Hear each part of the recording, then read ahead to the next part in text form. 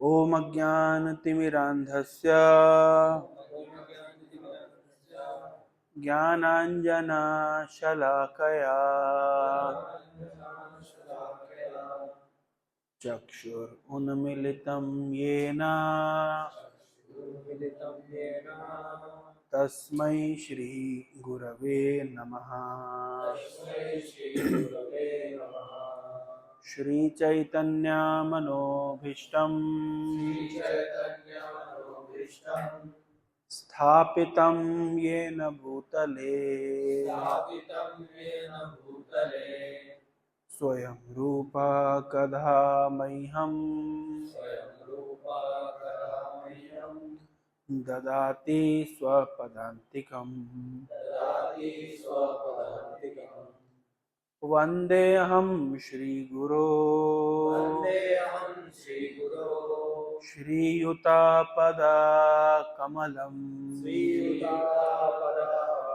श्रीगुरून् वैष्णवांश्च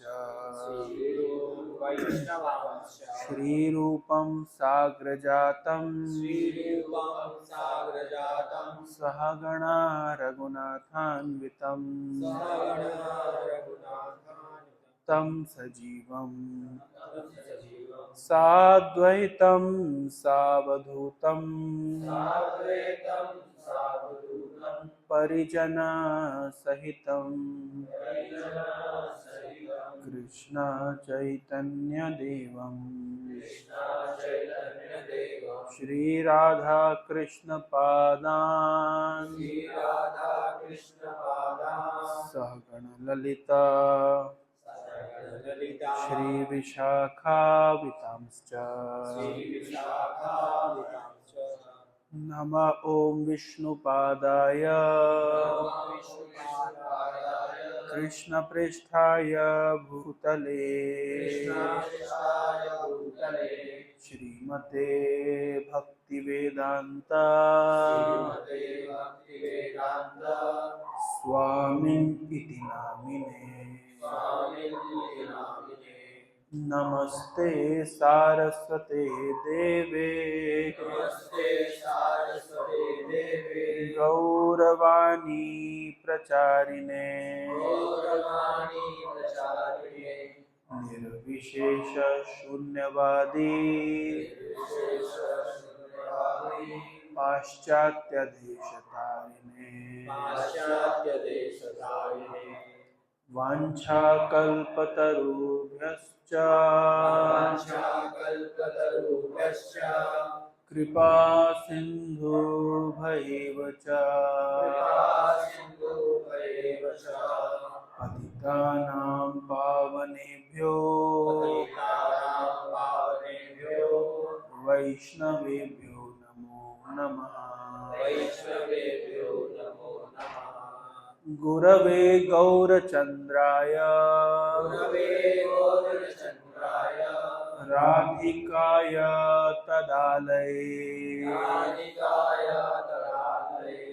कृष्णाय कृष्णभक्ताय तद्भक्ताय नमो नमः। आनन्दलीलामय विग्रहाय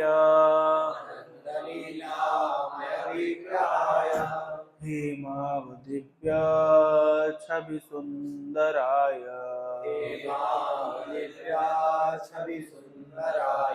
तस्मै महाप्रेमरसाप्रदाय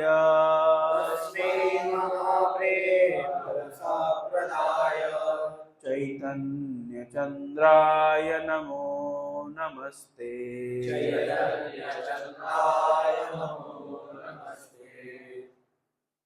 पंचतत्वात्मकं कृष्णं भक्तरूप स्वरूपकं भक्तावतारं भक्ताख्यं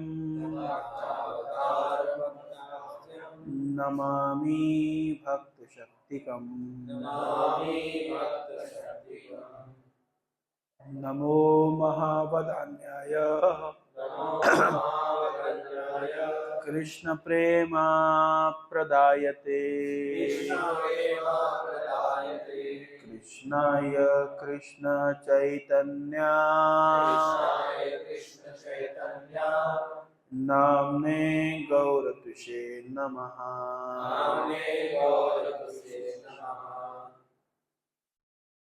नाम संकीर्तनं यस्य सर्वपाप प्रणाशनम् प्रणामो दुःखशमन तं नमामि हरिं परम्। नीलाचल निवासाय नित्याय परमात्मने बलभद्र सुभद्राभ्यां जगन्नाथाय ते नमः। जय श्री कृष्ण चैतन्य प्रभु नित्यानंद श्री अद्वैत गदाधर श्रीवासादि गौर भक्त वृंद। हरे कृष्णा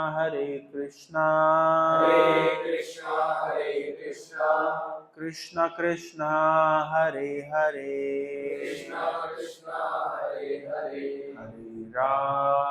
हरे राम राम राम हरे हरे। हरे कृष्णा। आप सभी का स्वागत है आज के संध्याकालीन सत्र में। आज हम चर्चा करेंगे धर्म। दो प्रकार के धर्म बताए गए हैं, परो धर्म, अपरो धर्म। कभी सुना इन शब्दों को आपने?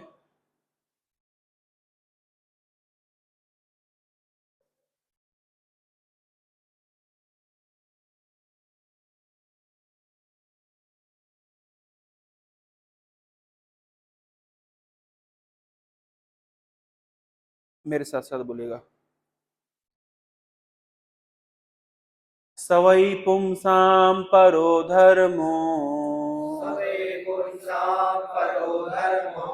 यतो भक्तिरधोक्षजे अहैतुकी अप्रतिहता ययात्मा सुप्रसीदति। स वै पुंसां परो धर्मो यतो भक्तिरधोक्षजे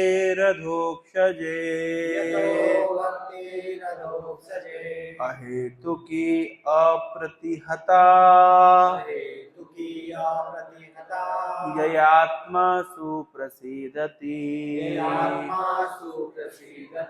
स वै पुंसां परो धर्मो यतो भक्तिरधोक्षजे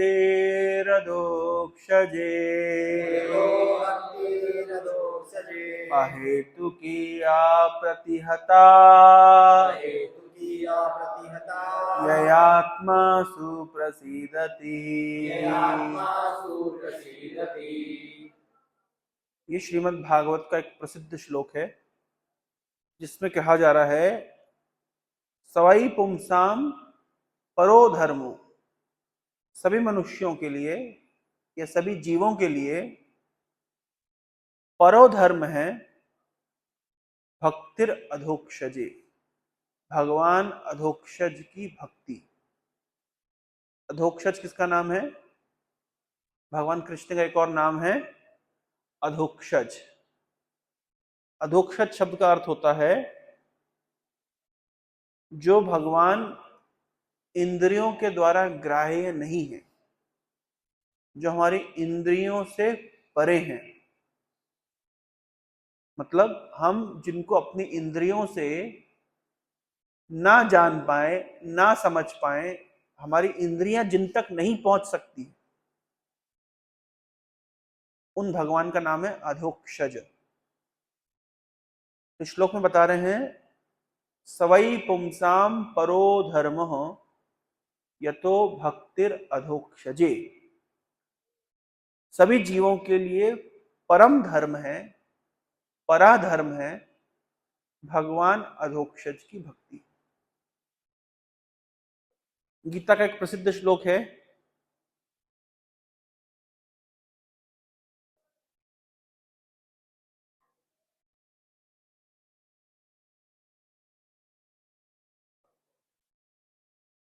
आप लोगों ने सुना होगा प्रसिद्ध श्लोक, सर्वधर्मान् परित्यज्य मामेकं शरणं व्रज अहं त्वां सर्वपापेभ्यो मोक्षयिष्यामि मा शुचः। सर्वधर्मान् परित्यज्य मामेकं शरणं व्रज अहं त्वां सर्वपापेभ्यो मोक्षयिष्यामि मा शुचः।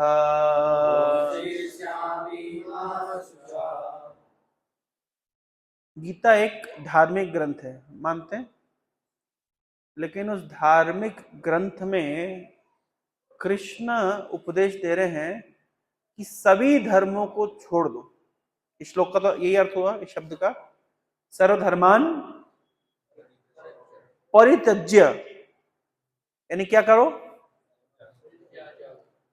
सभी धर्मों को त्याग दो। तो गीता में तो भगवान को बोलना चाहिए भाई अधर्म त्याग दो। तो गीता एक धार्मिक पुस्तक है ना, तो कृष्ण को क्या बोलना चाहिए था, सर्व अधर्मान परित्यज्य।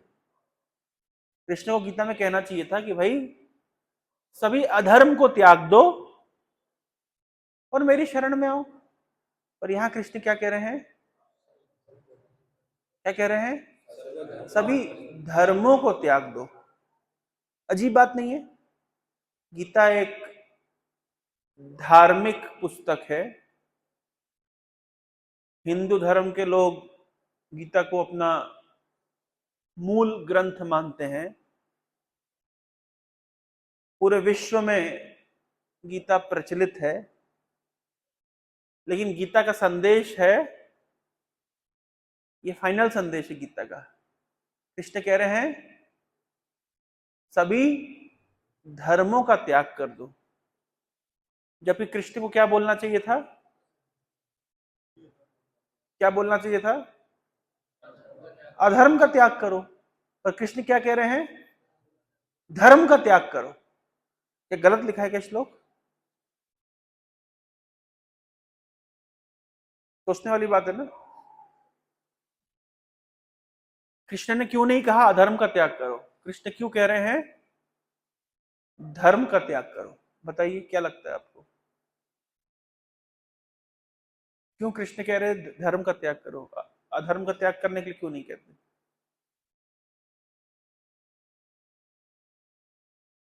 सोचिए जरा, क्या कारण हो सकता है?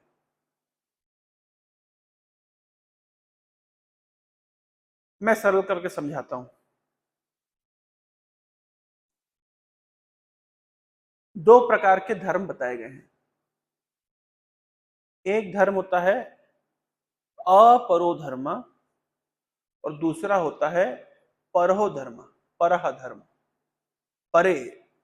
जो धर्म परे है, किसके परे है? तो इस संसार में हमारे बहुत सारे कर्तव्य हैं। हम किसी के पुत्र हैं तो माता पिता के प्रति हमारे कर्तव्य हैं। किसी के भाई हैं तो अपनी भाइयों और बहनों के प्रति हमारा कर्तव्य है। किसी के पति स्वामी हैं तो पत्नी के प्रति कर्तव्य है। किसी के पिता हैं तो संतान के प्रति कर्तव्य है। जिस देश में हमने जन्म ग्रहण किया है उस देश के प्रति हमारे कर्तव्य हैं। जिस जाति में हमने जन्म लिया है उस जाति के प्रति हमारे कुछ कर्तव्य हैं। जिस गांव में रहते हैं उस गांव के प्रति भी हमारे कर्तव्य होते हैं। जिस मोहल्ले में रहते हैं उस मोहल्ले के प्रति भी हमारे कर्तव्य होते हैं। जिस परिवार में हम हैं उस परिवार के प्रति हमारे कर्तव्य हैं।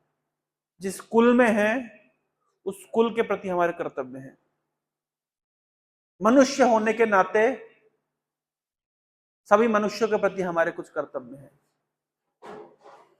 और क्योंकि मनुष्य सभी जीवों में श्रेष्ठ होता है तो अन्य जीवों के प्रति भी हमारे कुछ कर्तव्य हैं। तो जो कर्तव्य हमारे शरीर से संबंधित हैं, शरीर ने जिस देश में जन्म लिया, जिस जाति में जन्म लिया, जिस कुल में जन्म लिया, जिस परिवार में जन्म लिया, और शरीर से संबंधित जो संबंध हैं उनके प्रति हमारे कुछ कर्तव्य हैं, हमारे कुछ धर्म हैं। तो सबका ये अलग अलग हो सकता है। हर व्यक्ति का अलग अलग कुल के प्रति कर्तव्य हो सकता है। हर व्यक्ति का अलग अलग समाज के प्रति कर्तव्य हो सकता है। हर व्यक्ति का अलग अलग देश के प्रति कर्तव्य हो सकता है। हम भारत में जन्म लिए इसलिए हमारा भारत के प्रति कर्तव्य है। जो लोग अमेरिका में जन्म लिए होंगे, मेक अमेरिका ग्रेट अगेन, तो उनका कर्तव्य अमेरिका के प्रति होगा। उसी प्रकार से हम लोग मध्य प्रदेश से हैं तो इस राज्य के प्रति हमारे कुछ कर्तव्य हैं। जो लोग उड़ीसा से आए हैं उनके उड़ीसा के प्रति कुछ कर्तव्य होंगे। जिन्होंने हिंदू परिवार में जन्म लिया है उनका कुछ हिंदू कर्तव्य होंगे। जिसने मुसलमान परिवार में जन्म लिया है उसके कुछ उस धर्म के अनुसार कुछ कर्तव्य होते हैं। तो जो अपरो धर्म है, यानी जो धर्म हमारे शरीर से संबंधित है, जो धर्म हमारी वर्तमान अवस्था से संबंधित है, इसको कहते हैं अपरो धर्म। लेकिन एक धर्म है जो सभी के लिए है, उसको कहते हैं परो धर्म। शरीर से संबंध सबका अलग अलग है, इसलिए शरीर के प्रति कर्तव्य भी सबके अलग अलग है। लेकिन आत्मिक स्थिति में, आत्मा की दृष्टि से सभी का संबंध भगवान से है। इसलिए भगवान के प्रति जो हमारे कर्तव्य होते हैं उसको कहते हैं परो धर्म। जो यहां पे श्लोक कहा गया है, सवई पुंसाम परो धर्मो यतो भक्तिर अधोक्षजे। सभी के लिए परो धर्म एक है, वो क्या है? भगवान की भक्ति। लेकिन अपरो धर्म सबके लिए अलग अलग होता है। हर व्यक्ति की अपनी जिम्मेदारियां हैं, हर व्यक्ति के अपने कर्तव्य हैं। हर व्यक्ति के लिए अलग अलग प्रकार से धर्म निर्वहन करने की व्यवस्था है। एक क्षत्रिय अलग प्रकार से धर्म निर्वहन करता है, एक ब्राह्मण अलग तरीके से अपने धर्म का निर्वहन करता है, एक वैश्य और एक शूद्र अपने अलग तरीके से धर्म का निर्वहन करते हैं। यानी जो हमारी वर्तमान स्थिति है, हमारी शरीर से संबंधित स्थिति है, जिस परिवार में, जिस कुल में, जिस जाति में, जिस वर्ण में हमने जन्म लिया है, ये जो हम कार्य करते हैं, या कोई व्यक्ति टाटा में नौकरी करता है, कोई व्यक्ति बिरला के पास नौकरी करता है, कोई व्यक्ति सरकारी नौकरी करता है, तो उनके भी कर्तव्य अलग अलग होते हैं। तो ये सब कर्तव्य कहलाते हैं अपरो धर्म, जो सबके लिए क्या है, अलग अलग है, लेकिन परो धर्म सबके लिए एक है। और वो परो धर्म क्या है? वो परो धर्म है भक्तिर अधोक्षजी, भगवान अधोक्षज की भक्ति, ये कहलाता है परो धर्म। और ये, हरे कृष्ण, ये है परो धर्म, जो सबके लिए सबके लिए एक जैसी है, इस सबका कर्तव्य है। भगवान की भक्ति करना केवल एक धर्म, एक समुदाय, एक जाति, केवल यहां तक सीमित नहीं है। हर व्यक्ति के लिए कृष्ण भक्ति है, क्योंकि कृष्ण भक्ति करना परो धर्म है, ये आत्मा का धर्म है। दो ही तो चीज है, एक है शरीर और दूसरा है आत्मा। शरीर से संबंधित धर्म जो होता है वो बदलता रहता है। आज हमने हिंदू परिवार में जन्म लिया है, तो हमारे हिंदू परिवार में जन्म लेने के कारण हम हिंदू रीति रिवाजों को मानते हैं। हमारी आस्था हिंदुओं के जैसी है, क्योंकि हमने हिंदू परिवार में जन्म लिया है। हमारे लिए कुंभ का मेला महत्वपूर्ण है, क्योंकि हमने हिंदू परिवार में जन्म लिया है। लेकिन जिसने मुसलमान परिवार में जन्म लिया होता, उसकी उसका इबादत का तरीका, उसकी प्रार्थना का तरीका अलग होता, उसके त्योहार अलग होते, उसकी धार्मिक मान्यताएं अलग होती, उनकी तीर्थ यात्रा अलग प्रकार से होती। तो ये शरीर का भेद है। अलग अलग शरीरों के अनुसार सबके लिए अलग अलग धर्म के रास्ते बने हुए हैं। लेकिन आत्मिक स्तर पे देखा जाए तो सभी लोग एक जैसे हैं, चाहे वो ब्राह्मण हो, चाहे वो क्षत्रिय हो, चाहे वो वैश्य हो, चाहे वो शूद्र हो, चाहे उसने हिंदू परिवार में जन्म लिया हो, चाहे मुसलमान परिवार में जन्म लिया हो, चाहे ईसाई परिवार में जन्म लिया हो, चाहे भारत में जन्म लिया हो, चाहे अमेरिका में जन्म लिया हो, चाहे यूरोप में जन्म लिया हो, चाहे उच्च जाति में जन्म लिया हो, चाहे निम्न जाति में जन्म लिया हो, चाहे पुरुष का शरीर प्राप्त किया हो, चाहे महिला का शरीर प्राप्त किया हो, इस सभी अवस्थाओं में, चाहे वो धनी हो चाहे गरीब हो, ये सब अंतर कैसे है?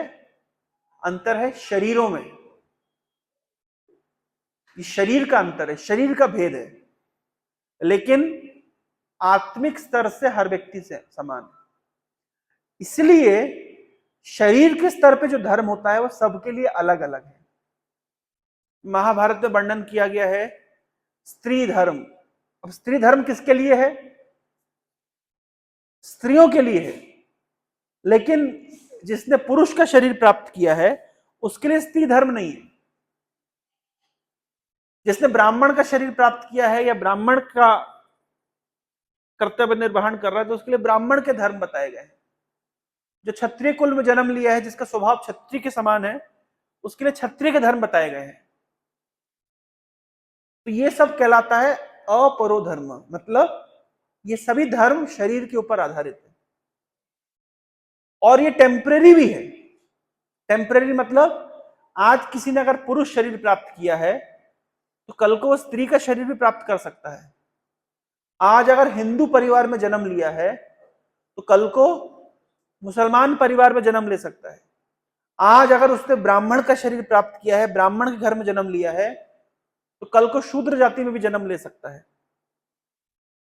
आज अगर भारतीय है तो कल को वो अमेरिका में या पाकिस्तान में भी जन्म ले सकता है। इसका मतलब है कि जब व्यक्ति अमेरिका में जन्म लेगा तो उसके कर्तव्य का निर्वहन बदल जाएगा। दूसरी जाति में जन्म लेगा तो उसके कर्तव्य का निर्वहन बदल जाएगा। दूसरे धर्म में जन्म लेगा तो उसके कर्तव्य का निर्वहन बदल जाएगा। लेकिन सभी के लिए जो परोधर्म है, आत्मा का जो धर्म है वो सबके लिए समान बना रहेगा। और आत्मा का धर्म क्या है? यतो भक्तिर अधोक्षजे, भगवान की भक्ति। इस सभी के लिए समान है। बहुत लोग आक्षेप करते हैं कि इस्कॉन जैसी संस्था में हम नीची जाति के लोगों को भी भगवान की सेवा करने का अवसर प्रदान करते हैं। विदेशों में जो म्लेच्छ, म्लेच्छ मतलब जिन्होंने म्लेच्छ कुल में जन्म लिया है, मतलब मछली खाने वालों के कुल में जन्म लिया है, यवन है, मुसलमान है, उनको इस्कॉन में ब्राह्मण बना दिया जाता है। उनको भी भगवान की सेवा पूजा करने का अधिकार दिया जाता है। तो बहुत लोग इस बात से चिढ़ते हैं।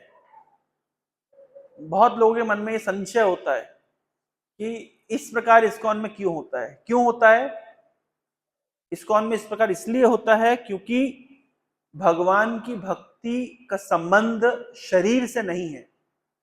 भगवान की भक्ति का संबंध आत्मा से है। आत्मिक स्थिति में हर व्यक्ति भगवान की भक्ति करने के योग्य है।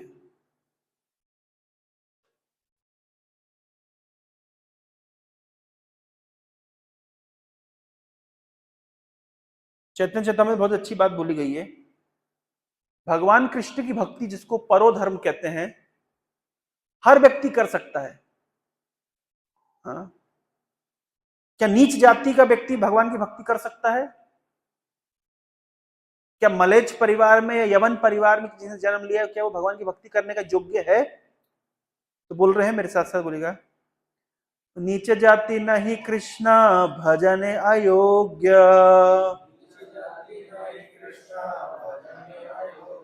सतकुल विप्र नहे भजन योग्य। कोई बोलता है कि मैं नीच जाति में जन्म लिया हूं, क्या मैं भगवान कृष्ण की भक्ति कर सकता हूं?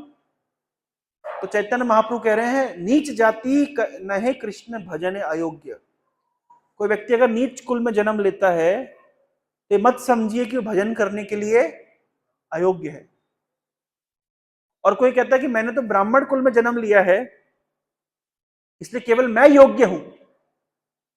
तो चैतन्य महाप्रभु कह रहे नहीं नहीं, कोई केवल ब्राह्मण कुल में जन्म लिया है तो ये कहे कि मैं योग्य हूं और नीच जाति का व्यक्ति योग्य नहीं है, तो बोले ऐसा भी कुछ नहीं है। हाँ? ये भजे से बड़ा अभक्त ही न चार, कृष्ण भजन नहीं जाति कुलादि विचार।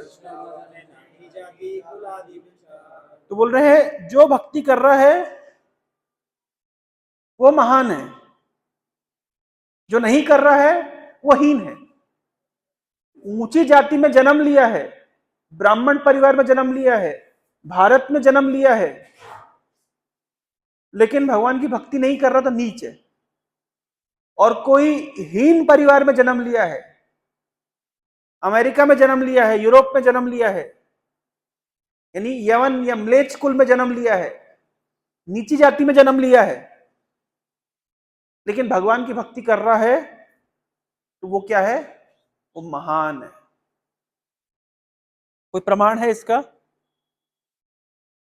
चैतन्य महाप्रभु तो कह रहे हैं कि कोई व्यक्ति अगर दीनहीन है, मतलब वो अपने आप को बड़ा ही दैन्य समझता है, बड़ा ही विनम्र है, उसको अपने कुल आदि का अहंकार नहीं है, तो उसके ऊपर भगवान अधिक कृपा करते हैं। दीने रे अधिक दया करे भगवान,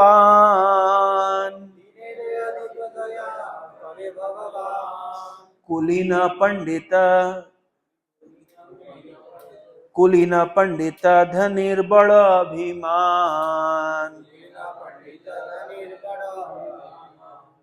कोई अगर दीनहीन है, जो बड़ा विनम्र है, जो अपने आप को नीच मानता है, उसकी तो ज्यादा क्वालिफिकेशन है उसको भगवान अधिक कृपा करते हैं। दीनेरा अधिक दया करे भगवान, कुलीना पंडित धनीर बड़ा अभिमान। कोई ऊंचे कुल में जन्म लिया है, कोई बहुत पंडित है, शास्त्रों का ज्ञान रखता है और धनी है, तो इनका बड़ा अभिमान होता है। तो अभिमानी व्यक्ति के ऊपर भगवान कृपा नहीं करते।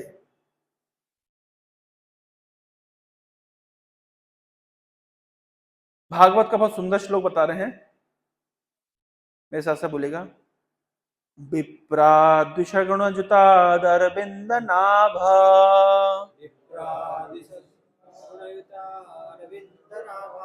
विप्राद द्विषड्गुणजुताद अरविंद नाभ,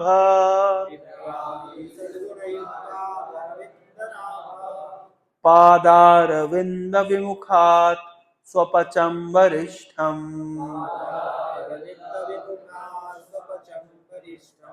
पादारविंद विमुखात् स्वपचम वरिष्ठम, मन्य तद अर्पित मनो वचने हित आर्थ,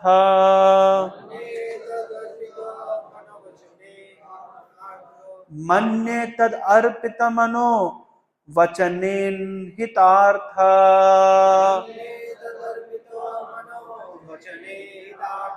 प्राणं पुनाति सकुलं न तु भूरिमानः, प्राणं पुनाति सकुलं न तु भूरिमानः।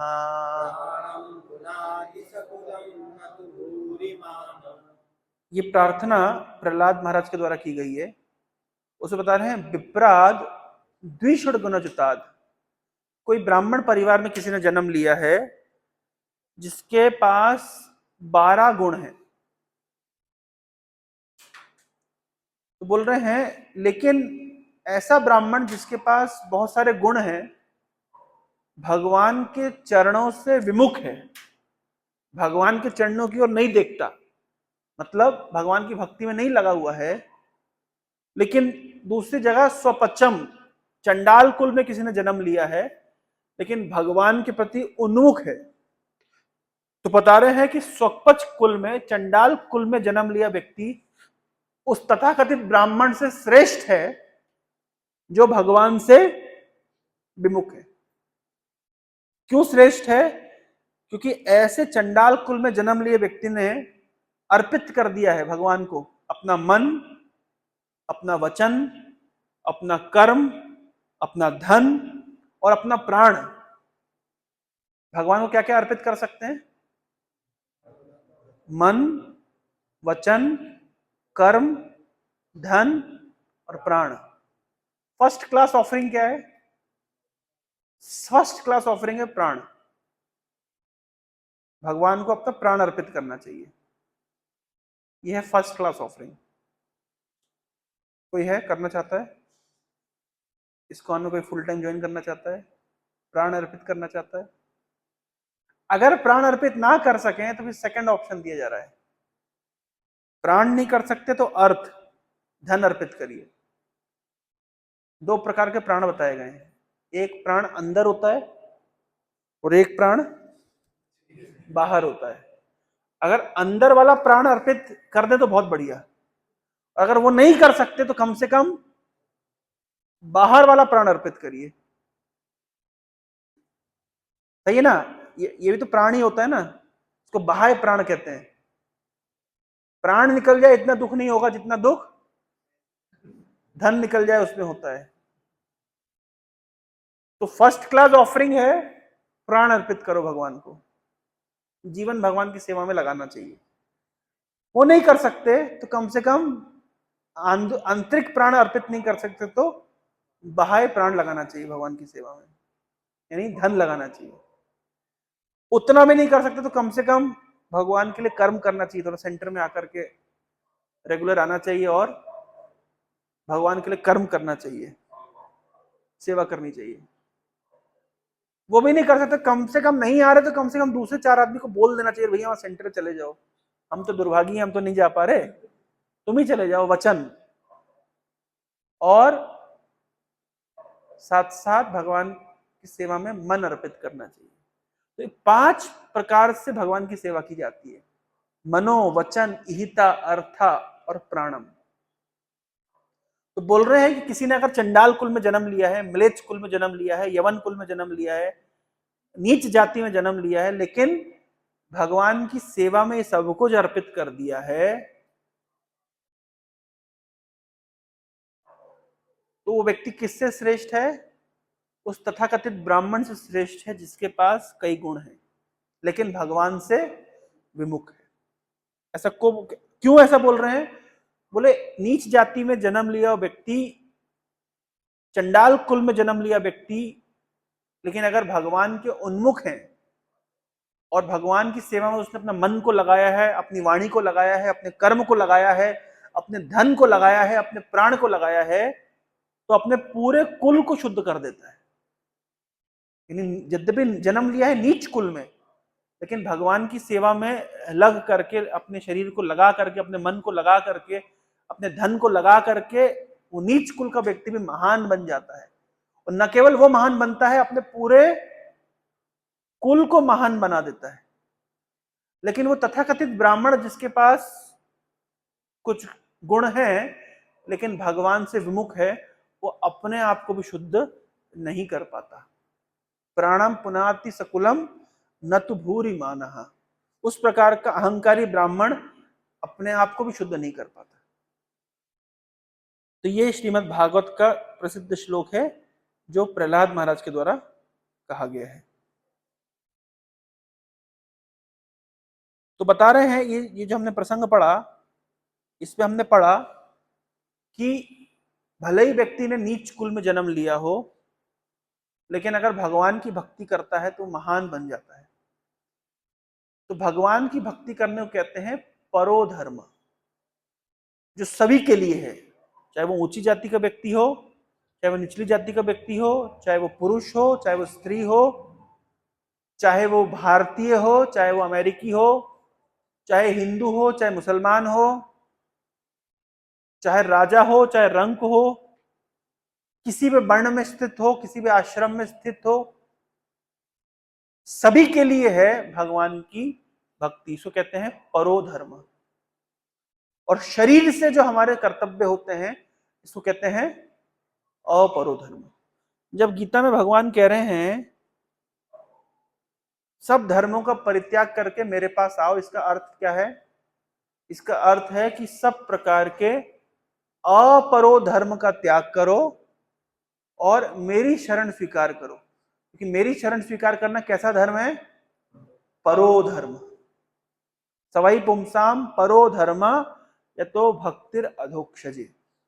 भगवान कृष्ण की भक्ति करना परह धर्म है। गीता में इस श्लोक में क्या कह रहे हैं कृष्ण? कि सब प्रकार के तथाकथित धर्मों का परित्याग करो। मतलब किस धर्म का त्याग करने की बात कह रहे हैं? शरीर के स्तर पे जो धर्म है, अपरो धर्म है, उसका त्याग करके मेरी शरण लो। अर्जुन ने पूछा कृष्ण, अगर मैं अपने तथाकथित धर्मों का त्याग करूंगा क्या मुझे पाप नहीं लगेगा? पुत्र होने के नाते मेरे कुछ कर्तव्य हैं, पिता होने के नाते मेरे कुछ कर्तव्य हैं, भाई होने के नाते मेरे कुछ कर्तव्य हैं, पति होने के नाते मेरे कुछ कर्तव्य हैं, समाज के प्रति मेरे कुछ कर्तव्य हैं, देश के प्रति मेरे कुछ कर्तव्य हैं, मानवता के प्रति मेरे कर्तव्य हैं। आप कह रहे हैं सभी प्रकार के कर्तव्यों का परित्याग करके मेरी शरण स्वीकार करो। मैं इन कर्तव्यों का परित्याग कर दूंगा तो क्या मुझे पाप नहीं लगेगा? कृष्ण ने कहा नहीं लगेगा। मैं हूं ना, अहम त्वाम सर्व पापेभ्यो मोक्षयिष्यामि मां शुचः। मैं तुम्हें तुम्हारे सारे पापों से रक्षा करूंगा, मत डरो। मैं हूं ना, मत डरो कि मैं अपने अपरो धर्म का परित्याग करूंगा और परो धर्म को स्वीकार करूंगा। तो अगर तुम अपरो धर्म को छोड़ के पर धर्म स्वीकार करते हो तो पाप लगेगा। उस पाप का क्या होगा? अरे चिंता मत करो, मैं बैठा हूं, कुछ नहीं होगा।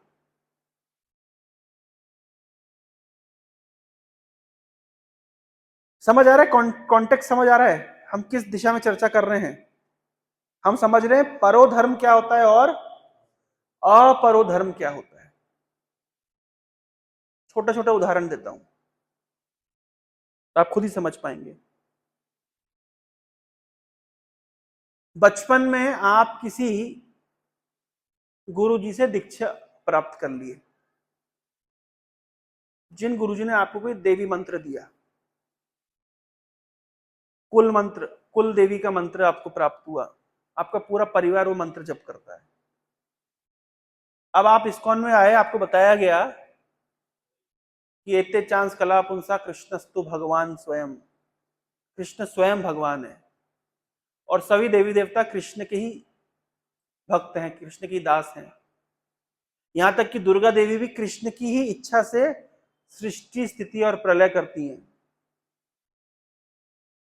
तो बताया गया कि अब आपको कृष्ण मंत्र का जप करना है, और जब आप कृष्ण मंत्र का जप करते हैं, कृष्ण के नामों का जप करते हैं, तो आपको अन्य किसी मंत्र जप करने की आवश्यकता नहीं है। तो प्रश्न उठेगा, अरे हमने तो बचपन में दीक्षा प्राप्त करी थी, अपनी कुल देवी का मंत्र प्राप्त किया था, उस मंत्र को छोड़ेंगे कि नहीं छोड़ेंगे? अगर आपने घर में जाके बताया कि इस्कॉन वालों ने बताया है कि कृष्ण नाम करने से, कृष्ण मंत्र करने से सभी मंत्रों का फल मिल जाता है, और कृष्ण मंत्र जब करते तो अन्य किसी मंत्र करने की आवश्यकता नहीं है, और आपने घर में जाके बताया कि मैं सोच रहा था कि इस्कॉन वाले अच्छा पॉइंट बता रहे हैं, अब कृष्ण के नाम का जप करते हैं, तो घर में परिवार के लोग नाराज हो जाएंगे, अरे तुम कुलदेवी का मंत्र छोड़ दोगे, कुलदेवी नाराज हो जाएंगी, तुम्हें पाप लगेगा। ऐसी समस्या आती है ना? तो उस पाप का कौन भागीदार बनेगा भाई? तो कृष्ण गीता में क्या कह रहे हैं? अहम त्वाम सर्व पापेभ्यो मोक्षयिष्यामि मां शुचा, मत डरो, मेरी शरण स्वीकार करो, मैं हूं ना, मैं बैठा हूं।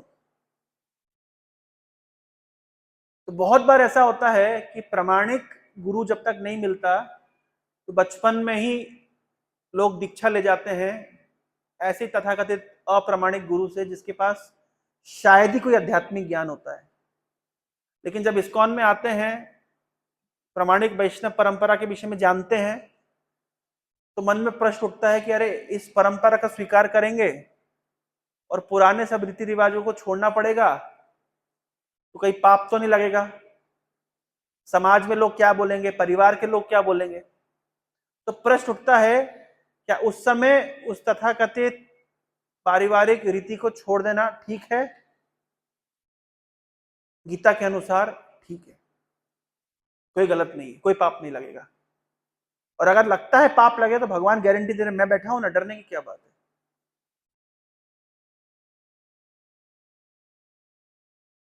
समझ पा रहे हैं भगवान की भक्ति करना कैसा होता है?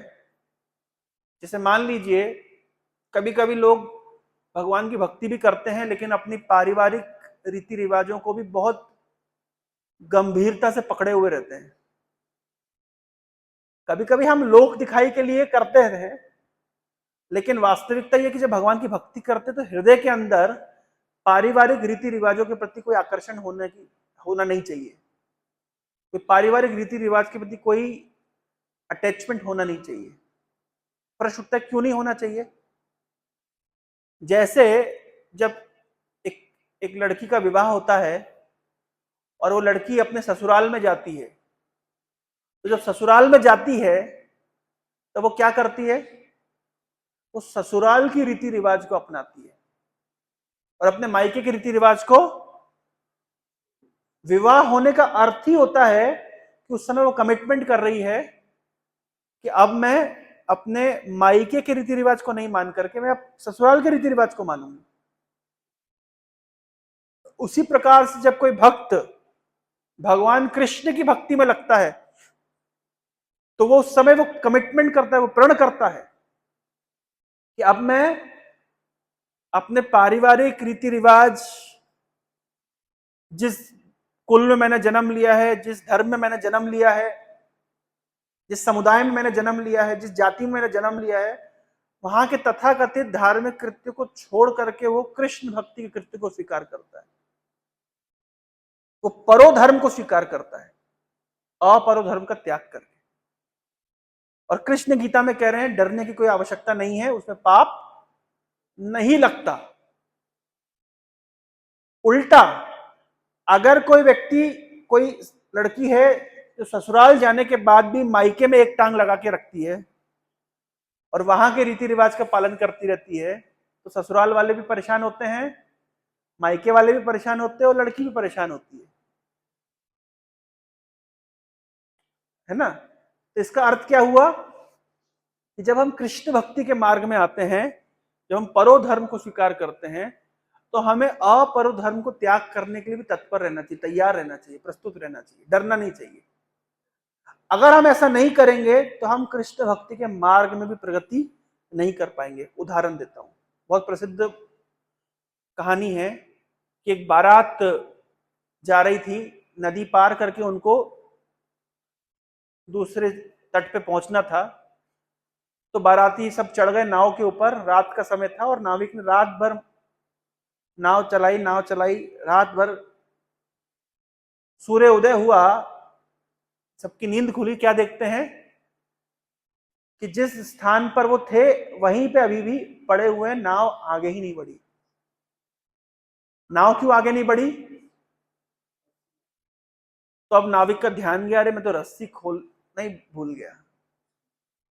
पसीना पसीना हो गया, बड़ा परिश्रम किया, लेकिन क्योंकि रस्सी बंधी रह गई, नाव आगे ही नहीं बढ़ी।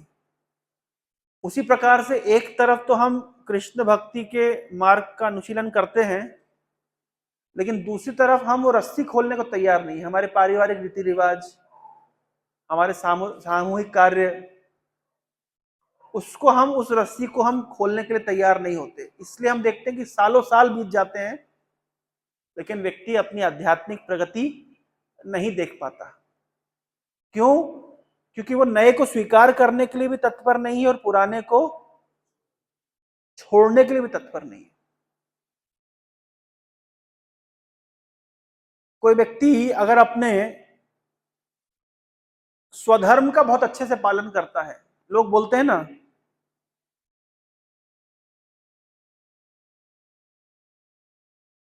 लोग बोलते हैं कि प्रभु जी भक्ति करने की क्या आवश्यकता है, हम तो हमारे कर्तव्यों का बहुत अच्छे से निर्वहन करते हैं। मैं गृहस्थ हूं, मैं अपनी पत्नी का ध्यान रखता हूं, अपने बच्चों का ध्यान रखता हूं, जिस ऑफिस में नौकरी करता हूं ईमानदारी से पैसा कमाता हूं, तो हमें भक्ति करने की क्या जरूरत है? कुछ लोग बोलते हैं हम तो अच्छे लोग हैं, किसी का दिल नहीं दुखाते, किसी का बुरा नहीं करते, ईमानदारी से जिंदगी जीते हैं, हमें कृष्ण भक्ति करने की क्या जरूरत है, लोग बोलते हैं ना। हमारे आचार्य लोग उदाहरण देते हैं कि 4 चोर थे, चारों ने मिलकर चोरी करी, डकैती डाली, बैंक लूटा, 1 करोड़ रुपए बैंक से लूट करके लेकर के आए, अपनी गुफा में घुसे। अब चारों बोल रहे हैं कि भाई देखो, ईमानदारी से अपना अपना हिस्सा बांट लो। हम 1 करोड़ चुराए हैं, हम 4 चोर हैं, सबके हिस्से में कितना आएगा? 25-25 लाख आएगा। ईमानदारी से बांटना, बेईमानी मत करना। अब मान लीजिए उस समय पुलिस आ जाए, तो चोर क्या बोलेंगे? अरे हम तो ईमानदार लोग हैं,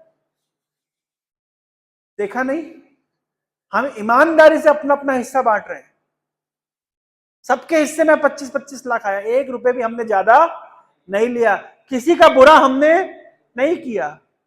पुलिस क्या बोलेगी? बहुत बढ़िया, मेडल देगी आपको ईमानदारी का, है ना। क्या बोलेगी पुलिस? भैया तुम आपस में ईमानदारी से बराबरी से बांट रहे हो, और जो तुमने जो बैंक का चुराया वो क्या? उसी प्रकार से जो लोग बोलते हैं हम तो अच्छा जिंदगी जीते हैं, ईमानदारी से जीते हैं, किसी का दिल नहीं दुखाते हैं, किसी का अन्याय नहीं करते हैं, किसी की बुराई नहीं करते हैं, कोई करप्शन में हमारा हाथ नहीं है, कोई धांधली नहीं करते हैं, कोई चोरी नहीं करते हैं, हम अच्छे लोग हैं। हमें क्यों आकर के इस्कॉन के छिंदवाड़ा केंद्र में आकर के हरे कृष्णा करने की जरूरत है? अरे हरे कृष्णा तो वो लोग करें जो कुछ गलत काम करते हैं। एक कुंभ में जाए वो लोग जो पाप करते हैं, हम तो साफ सुथरे हैं। तो ये तो वही वाली बात हो गई कि अगर हम इस्कॉन में आके हरे कृष्णा नहीं करना चाहते हैं, इसका अर्थ क्या है? जिन भगवान ने हमें सब कुछ दिया, सूरज की रोशनी दी, चंद्रमा की चांदनी दी, खाने के लिए भोजन दिया, पीने के लिए पानी दिया, ऑक्सीजन दी, हम देख सकते तो आंखें दी, सुन सकते कान दिए, भोजन पचाने की शक्ति दी, बोलने की शक्ति दी, चलने की शक्ति दी, सब कुछ देने वाला जो ईश्वर है उसकी भक्ति हम नहीं करेंगे तो ये कैसी बात हो गई कि हम बैंक से चोरी करके लाते हैं और ईमानदारी से बांटते हैं? तो हमारी जो ईमानदारी है, बिना भगवान को बीच में रखे जो हमारी तथाकथित ईमानदारी है, वो कैसी है? वो उन चार चोरों की तरह है जो सब कुछ बैंक से लूट के ले आए, लेकिन बैंक से लूटने लाने के बाद में ईमानदारी से बांट रहे हैं। सब कुछ हमने भगवान से छीन लिया, अब हम ईमानदारी से अपना परिवार चला रहे हैं। ईमानदारी से परिवार चला रहे हैं। परिवार चलाने के लिए सामर्थ्य किसने दिया? परिवार चलाने के लिए उपकरण किसने दिया? अगर कोई किसान खेती करता है तो केवल वो परिश्रम करता है थोड़ा सा, लेकिन बीज के अंदर उर्वरकता किसने दी? मिट्टी के अंदर शक्ति किसने प्रदान करी कि उसके अंदर बीज पनप सकता है? सूरज की रोशनी किसने दी? हवा किसने दी? पानी किसने दिया? सब कुछ देने वाले भगवान है।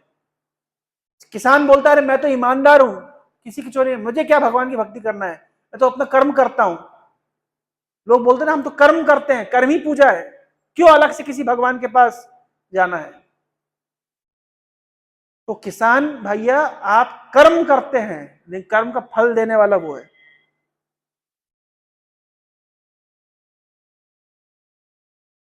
कोई व्यक्ति अगर बोलता है कि मैं अपने स्वधर्म का बहुत अच्छे से पालन करता हूं, लेकिन भगवान की भक्ति वक्ति मैं नहीं करता, तो नारद मुनि कह रहे हैं इस श्लोक में, मेरे साथ साथ बोलेगा, तक्त्वा स्वधर्मम चरणाम्बुजम हरे, भजनन अपक्वो अथ पते ततो यदि यत्र क्वावभद्रम भूतमुष्य किम को वार्थ आपनोत अभजताम स्वधर्मतः।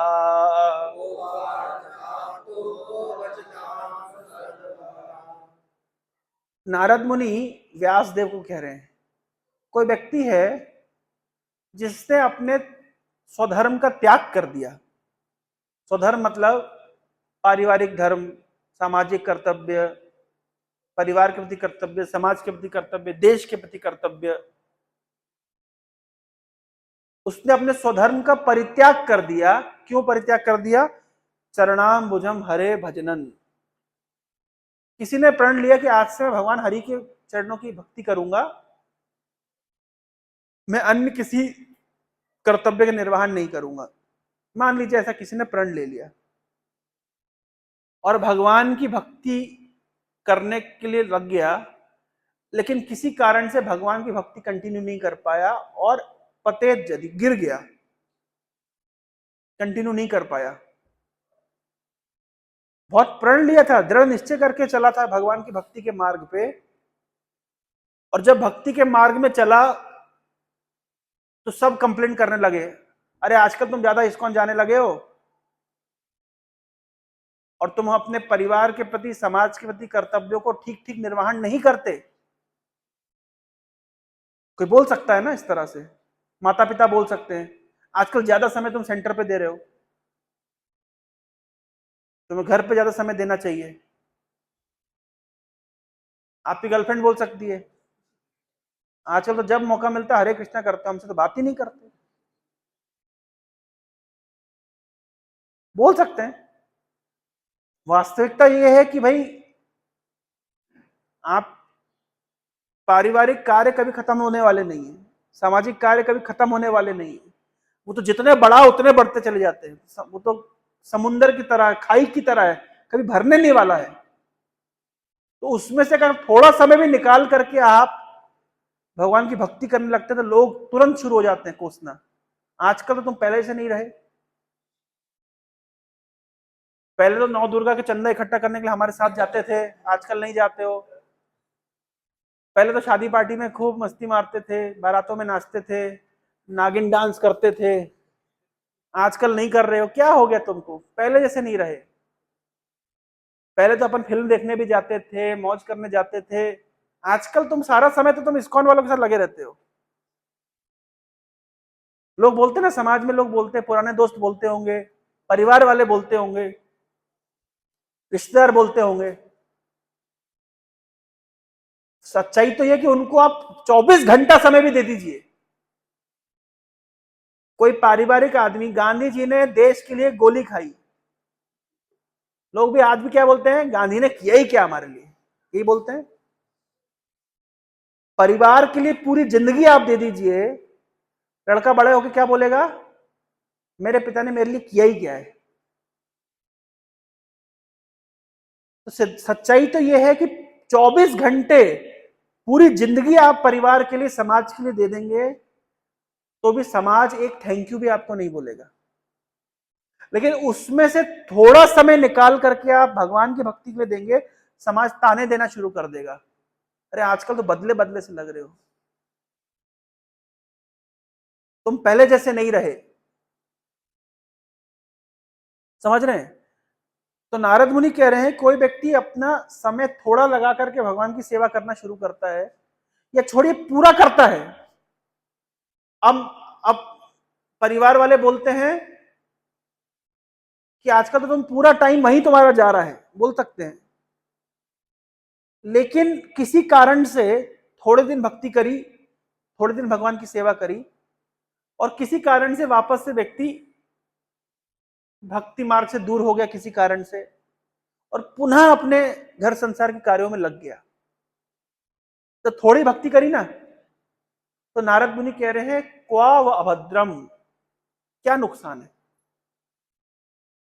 किसी व्यक्ति ने सब कुछ त्याग दिया भगवान की भक्ति करने के लिए, सारे स्वधर्मों को त्याग दिया, सारे रिश्ते नातों को दांव पे लगा दिया, लेकिन किसी कारण से भगवान की भक्ति कंप्लीट नहीं कर पाया, गिर गया, तो नारद मुनि कह रहे नुकसान क्या है भाई, क्या हो गया, कोई बात नहीं। लेकिन बोल रहे कोई व्यक्ति है जिसने अपना पूरा जीवन 100% परिवार के प्रति, समाज के प्रति अपने कर्तव्यों के निर्वहन में लगाया, लेकिन भगवान का भजन नहीं किया, तो नारद मुनि कह रहे हो तो फायदा भी क्या, मिला क्या उसको। इस श्लोक में कह रहे हैं को वह अर्थ आपनोद अभजताम स्वधर्मतः, अपने स्वधर्म का बहुत अच्छे से पालन किया लेकिन भगवान का भजन नहीं किया, तो नारद मुनि कह रहे तो फायदा भी क्या पाया। इसका मतलब क्या बोल रहे हैं, जिसने थोड़ी भक्ति करी, स्वधर्म को त्याग करके स्वधर्म में 24 घंटे में से 2 घंटे निकाल लिए, लेकिन फिर भी लंबे समय तक भी भक्ति नहीं कर पाया, थोड़ा ही कर पाया, तो बोल रहे कोई नुकसान नहीं है। और किसी ने पूरी जिंदगी दे दी अपने समाज के प्रति, परिवार के प्रति, 100% अपने आप को निछावर कर दिया, तो नारद मुनि का कौन सा बड़ा तीर मार दिया भाई, क्या फायदा, क्या मिला उसको, कुछ नहीं मिला। क्यों? क्योंकि परिवार के प्रति किए गए कर्तव्य, समाज के प्रति किए गए कर्तव्य, अपने कुल के प्रति किए गए कर्तव्य इस शरीर के साथ नाश हो जाते हैं, खत्म हो जाते हैं, ये शरीर में रहते रहते नाश हो जाते हैं। जिस पिता ने अपने बच्चों को पाल पोस करके बड़ा किया, बच्चे बड़े होकर के उस पिता को नहीं पूछते, कृतज्ञता की एक भावना नहीं रहती है कि मेरे पिता ने मेरे लिए किया। आप लोगों ने नहीं नहीं प्रभु जी क्या बात कर रहे हैं, हमारी तो कृतज्ञता की भावना है हमारे पिता की, तब तक ही जब तक आपकी शादी नहीं हुई। आपकी शादी हो जाए, आपके बच्चे हो जाएं, आपकी जिम्मेदारियां आ जाएं, तब देखेंगे आपकी कृतज्ञता की भावना है कि नहीं है। तो जिन माता पिता ने आपके लिए सब कुछ न्यौछावर किया, आप उन माता पिता का ध्यान नहीं रख पाएंगे, क्योंकि आपकी अपनी जिम्मेदारी, और रीजन भी देंगे, क्या कर सकते हैं, माता पिता तो हैं ठीक है मैं समझता हूँ, लेकिन हमारे बीवी बच्चे उनकी भी तो जिम्मेदारियां हैं ना, कॉम्प्रोमाइज करने लगते हैं। क्यों? क्योंकि भगवान ने इस जगत को बनाया इस प्रकार से। सिद्धांत क्या है? किसी व्यक्ति ने अपने स्वधर्म का परित्याग करके भगवान की भक्ति करना शुरू किया, भक्ति नहीं कर पाया, गिर गया, नारद मुनि कह रहे कोई नुकसान नहीं है। लेकिन कोई व्यक्ति है जिसने 24 घंटे जिंदगी जीवन पर्यंत अपने स्वधर्म का पालन किया, परिवार के प्रति, समाज के प्रति, कुल के प्रति अपने कर्तव्यों का निर्वहन किया, लेकिन अगर भगवान की भक्ति नहीं करी तो उसने कोई लाभ नहीं पाया, शरीर के साथ ही वो सब कुछ खत्म हो जाएगा। इस श्लोक का अर्थ क्या है? इस श्लोक का अर्थ यह है कि हर व्यक्ति को अपने भगवान के प्रति कर्तव्यों का निर्वहन करना चाहिए। हम क्या बोल करके अपने भगवान के प्रति कर्तव्यों से बचते हैं कि मेरे पास समय नहीं है। क्यों? क्योंकि मेरी पारिवारिक जिम्मेदारियां हैं, मेरी सामाजिक कर्तव्य हैं, मेरे अपने जीवन और अपने से जुड़े हुए लोगों के जीवन के प्रति मेरे कुछ कार्य हैं जिसको मुझे करना है, जिस कारण से मुझे भगवान की भक्ति करने का समय नहीं मिल पाता। नारद मुनि कह रहे हैं तो फायदा क्या भैया? अब 24 घंटे जिंदगी भर भी अगर अपने और अपनों के लिए कार्य करते रहेंगे लेकिन भगवान के लिए कार्य नहीं करेंगे, जीवन भी लगा देंगे तो कोई फायदा नहीं होगा। और अगर भगवान के लिए थोड़ा समय भी देंगे, वो भी अच्छे से नहीं कर पाएंगे तो कोई लॉस नहीं होगा। अर्थ क्या है कि व्यक्ति को अपने परो धर्म को समझना चाहिए। अपरो धर्म है समाज के प्रति हमारे कर्तव्य, परिवार के प्रति हमारे कर्तव्य, देश के प्रति हमारे कर्तव्य, दुनिया के प्रति हमारे कर्तव्य, कुल के प्रति हमारे कर्तव्य इत्यादि। ये अपरो धर्म है। लेकिन परो धर्म है भगवान कृष्ण के प्रति हमारा कर्तव्य। एक स्टोरी सुना करके मैं एंड करूंगा। कोई ऐसा उदाहरण है शास्त्र में कि किसी व्यक्ति ने अपने पारिवारिक कर्तव्यों को त्याग किया कृष्ण के प्रति कर्तव्यों को निर्वहन करने के लिए? कोई ऐसा उदाहरण मिलता है शास्त्र में? कि मैं मन से बोल रहा हूं? भगवान के प्रति अपने कर्तव्यों का निर्वहन करने के लिए उसने अपने तथाकथित सामाजिक कर्तव्यों की बलि चढ़ा दी, फिर भी समाज में वो आज भी पूजित है। 2-3 उदाहरण देता हूं। जैसे भगवान रामचंद्र के छोटे भाई भरत। भरत ने कैकई को कभी मां कह के नहीं पुकारा। जब से कैकई ने भगवान राम को वनवास जाने का आदेश दिया, उसके बाद से कभी भी भरत ने कैकई को मां नहीं कहा, महारानी कह के संबोधित करते थे, मां नहीं कहा। यानी भरत ने अपनी मां का परित्याग कर दिया। तो प्रश्न उठता है, क्या भरत को आज समाज में निंदा होती है कि भरत का गुणगान होता है? गुणगान होता है। क्यों?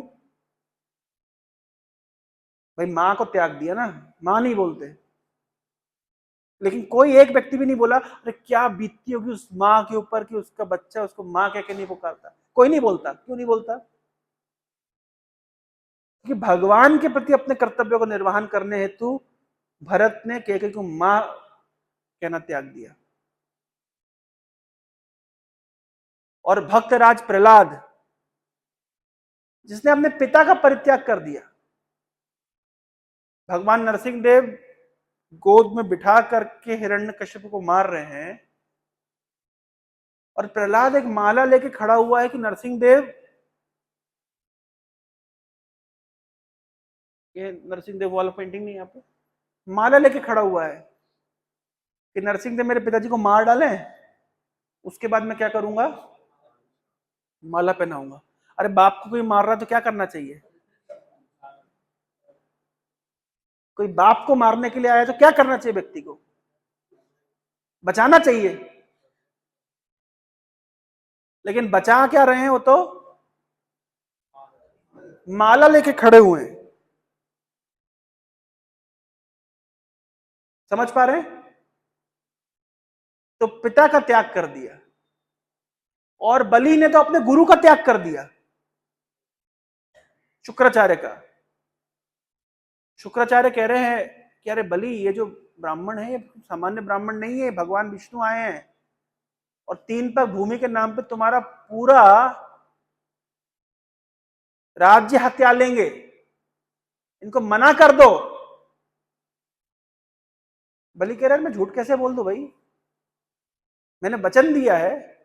बोले नहीं नहीं, अपनी जान बचाने के लिए आदमी झूठ बोल सकता है। बलि कहते हैं अरे शुक्राचार्य जी, आप लोग जब अर्चन करते हैं तो आप ऐसे मान्यता रखते हैं, मन में मानते हैं कि भगवान आइए, भगवान आसन बैठिए, भगवान हाथ धोइए, मुंह धोइए, भोग स्वीकार करिए। आप लोग ऐसे मंत्रों के माध्यम से ऐसी मन में परिकल्पना करते हैं कि भगवान आ रहे हैं, भगवान बैठ रहे हैं, भगवान भोग स्वीकार कर रहे हैं। और मेरे पास तो भगवान साक्षात खुद मांगने आए हैं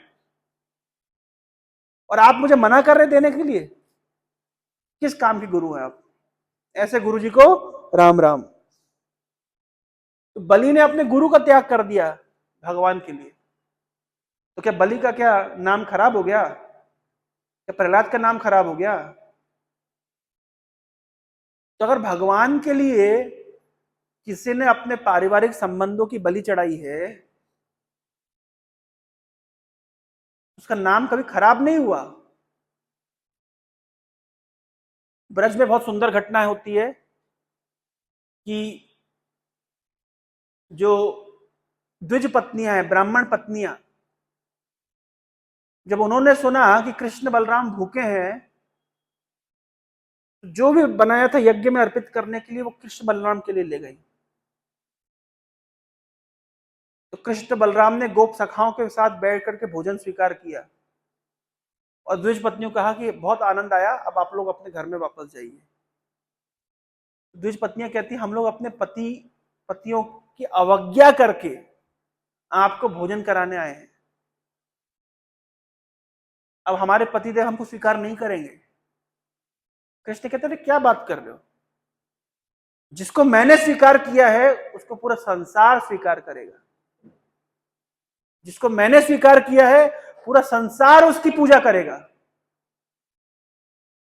और हुआ भी यही कि जब ब्राह्मण पत्नियां वापस जाती हैं तो ब्राह्मण लोग पत्नियों को प्रणाम करते कहते हैं देखिए, हम तो याज्ञिक ब्राह्मण है, कर्मकांड में फंसे रह गए। यज्ञ के माध्यम से जिन भगवान को भोजन अर्पित कर रहे थे वो भगवान खुद बुलवाए हमको भोजन, हम मना कर दिए, और आप लोग जाकर के उन भगवान को अपने हाथों से परोस करके आएंगे। तो कहां हमारी स्थिति और कहां आपकी स्थिति है? तो ब्राह्मणों ने ब्राह्मण पत्नियों की स्तुति करी कि कृष्ण ने कहा है जिसको मैं स्वीकार करता हूं उसको पूरा संसार स्वीकार करता है, उसकी पूरी संसार पूजा करता है। जय द्विज पत्नी जया, नाग कन्या भक्ति तेजा हार पाइलो गोविंद चरण। जय द्विज पत्नी जया, नाग कन्या गण भक्ति ते जहार पाइलो गोविंद चरण। द्विज पत्नियों ने भक्ति से गोविंद को प्राप्त किया, अपने पति देवों को त्याग कर दिया, उनकी बात का तिरस्कार कर दिया। गोपियों ने अपने सगे संबंधियों को तिरस्कार कर दिया कृष्ण की सेवा थे। तो शास्त्रों में ऐसे कई उदाहरण आते हैं जहां पे समय समय पे हम देखते हैं कि भगवान की सेवा करने हेतु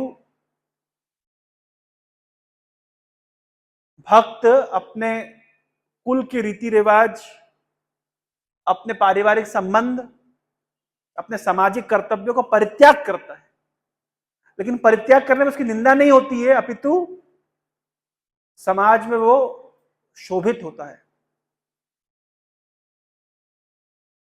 और केवल ऐसा नहीं कि भक्त अपने पारिवारिक अपने कर्तव्य को निर्वहन त्याग देता है, कभी कभी देवी देवता भी अपने धर्म को त्याग करके भक्त की हित में कार्य करते हैं। प्रसिद्ध प्रसंग आता है कि कुछ डाकू पकड़ के ले गए जड़ भरत को काली माता के सामने बलि चढ़ाने के लिए। और ये सारे डाकू कौन थे? काली माता के बड़े बढ़िया वाले भक्त थे। लेकिन काली ने जैसे ही देखा कि किसको पकड़ के लाया बलि देने के लिए, ये जड़ भरत को पकड़ के लाया। जड़ भरत कोई सामान्य व्यक्ति नहीं था, भगवान का महाभागवत भक्त है। तो काली माता सोच रही है, अरे मूर्ख लोग किसको पकड़ के लाए? भाई बकरा बकरा पकड़ लाते हैं, पकड़ के लाए हैं ये भरत को। और कोई सामान्य भरत नहीं है, ये सामान्य व्यक्ति नहीं है, ये मेरे स्वामी मेरे प्रभु भगवान कृष्ण का परम भक्त है। तो देवी ने अपना भक्तों की बलि चढ़ा दी, बलि की रक्षा करने के लिए, मतलब भरत की रक्षा करने के लिए। देवी प्रकट हो गई साक्षात और अपना खड़ग लेकर तलवार लेकर के ठर ठर ठर सब डाकुओं को काट दिया। अरे वो डाकू किसके भक्त थे? देवी के भक्त थे। लेकिन देवी ने देखा कि अरे डाकू मेरे भक्त होंगे, लेकिन मेरे भक्त होकर कर क्या रही है लोग? मेरे जो परम प्रिय जो प्रभु हैं उनके भक्त के बलि चढ़ाने के लिए लेके आए हैं। तो देवी ने अपना स्वभाव त्याग करके अपने ही भक्तों की बलि चढ़ा दी। जब रावण का अंतिम समय आ रहा था तो रावण खूब चिल्ला चिल्ला के शिव जी को पुकार रहा था, और जितना तेज से रावण चिल्लाए शिव जी कान ऐसे कर ले। तो पार्वती कह रही, अरे आपका भक्त आपको पुकार रहा है। बोले कौन कौन पुकार रहा है, क्या हो गया? बोले कान से हाथ हटाए तो आपको सुनाई देना। कौन पुकार रहा है? नहीं नहीं कोई नहीं पुकार रहा। अरे भैया रावण पुकार रहा है, रावण। जाने दो, मरने दो नलायक, तो मरने दो। बोले आज तक बचाया क्यों? जो मारना ही था तो? बोले आज तक उसको मारने वाला आया नहीं था, आज मारने वाला आ गया है। और पार्वती कह रही भाई इतनी जो उसने आपकी तपस्या करी, आपको प्रसन्न किया, आपकी आराधना करी, उसका क्या? तो शिव जी वहां कह रहे हैं कि भैया मेरा कर्तव्य रावण के प्रति है कि राम के प्रति? बताओ मुझे जरा, मेरा कर्तव्य किसके प्रति होना चाहिए? मेरा कर्तव्य किसके प्रति होना चाहिए? ऐसे तो कई रावण आएंगे और कई जाएंगे, तो मैं अपने प्रभु के प्रति अपने कर्तव्य का निर्वहन करूं कि अपने ये तथाकथित सेवक के प्रति जो काम निकालने के लिए मेरे पास आता है बस? तो भगवान के प्रति कर्तव्य को निर्वहन देवी देवता भी करते हैं। इन दो प्रसंग में हमने देखा कि देवी ने अपने भक्तों की बलि चढ़ा दी भगवान के भक्त की रक्षा करने हेतु, और शिवजी ने भगवान राम के प्रति अपने कर्तव्य का निर्वहन करने हेतु अपने भक्त की रक्षा नहीं करी। क्यों? क्योंकि शिवजी के लिए परोधर्म क्या है? भगवान राम के प्रति उनके कर्तव्य, और अपरोधर्म क्या है? रावण जैसे कईयों के प्रति उनके कर्तव्य। देवी के लिए परोधर्म क्या है? देवी के लिए परोधर्म है अपने स्वामी के भक्तों की रक्षा करना। तो ये सब मैं उदाहरण आपको दे रहा हूं कि इतिहास में ऐसे कई उदाहरण हैं कि अपने परोधर्म की रक्षा के लिए भक्तों ने अपने अपरोधर्म का त्याग किया है, और इससे कोई अपराध नहीं लगा। किसी ने शिवजी को बाद में कब जाकर नहीं बोला शिवजी किस टाइप के भगवान हैं आप, ये कैसे देवता है, आपके अपने भक्त की आपने रक्षा नहीं करी।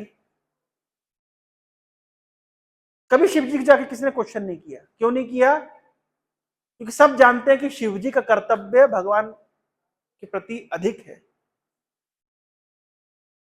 एक और स्टोरी बताऊंगा, समय हो गया है।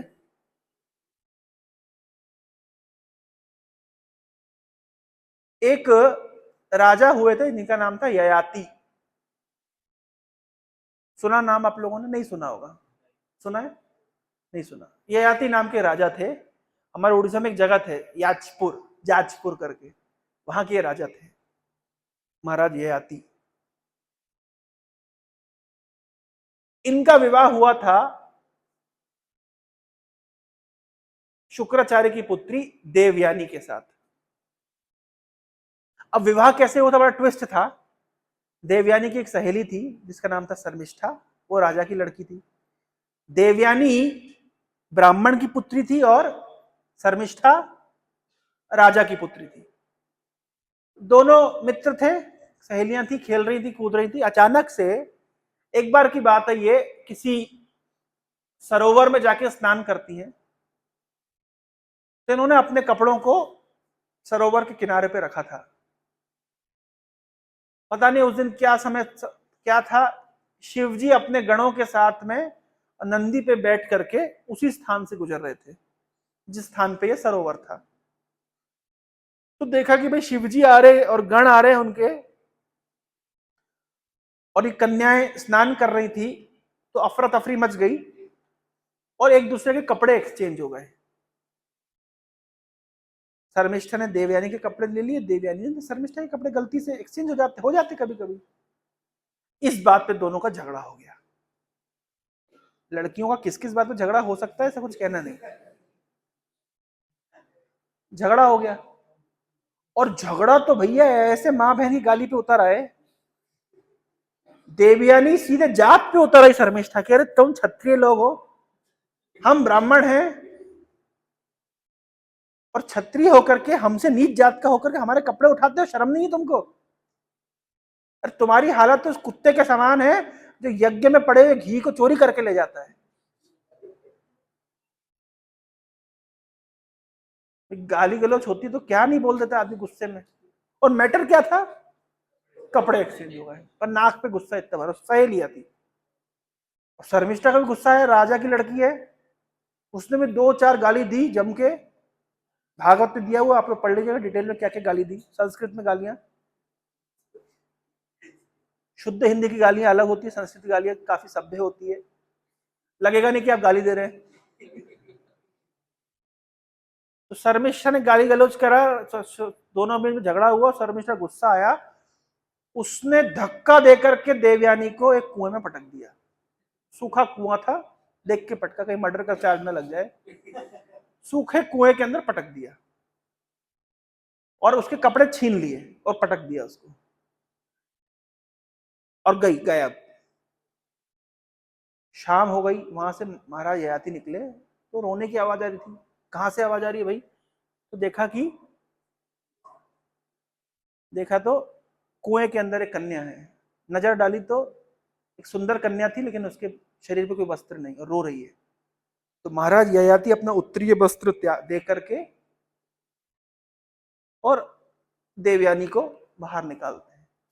पाणी ग्रहण शब्द होता है ना, विवाह को कहते हैं पाणी ग्रहण। एक बार लड़की का हाथ पकड़ लिया तो शादी करनी पड़ती, ये पुराना जमाना था। अगर लड़की का हाथ पकड़ लिया तो, आजकल तो क्या क्या नहीं कर लेते, बाद में सॉरी बोल देते हैं। पहला जमाना था हाथ पकड़ लिया, पाणी ग्रहण हो गया। किसके बीच में? ययाति और देवयानी। तो जब ययाति और देवयानी का पाणी ग्रहण हो गया, मतलब विवाह हुआ, शर्मिष्ठा के जो पिता थे,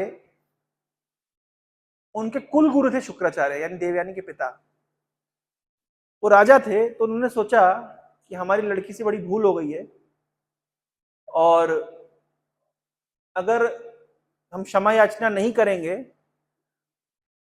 तो शुक्राचार्य जी कुछ क्रोध विरोध कर देंगे, श्राप प्राप दे देंगे, तो हमारे कुल का बहुत ही, हे कृष्ण, हमारे कुल का क्या होगा, बहुत नुकसान हो जाएगा। तो गए शुक्राचार्य के पास में और जाकर के प्रार्थना करते हैं, क्षमा करिएगा, हमारी बेटी से गलती हो गई, और आप बताइए कि हम क्या कर सकते हैं आपकी पुत्री को प्रसन्न करने के लिए। बोले मुझे नहीं पता, मेरी पुत्री से पूछ लो।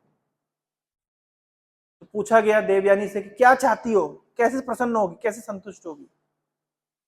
बोले एक ही शर्त पे संतुष्ट होंगी कि जो शर्मिष्ठा है वो मेरी दासी बन करके जाएगी महाराज ययाति के घर। और इतना ही नहीं, महाराज ययाति कभी भी शर्मिष्ठा को कभी संतान प्रदान नहीं करेंगे। शर्त रखी, बड़ी क्रूर। चाणक्य पंडित कहते हैं कि स्त्रियां क्रूर होती है। सच है ये, इन सब उदाहरणों में देखने को मिलता है।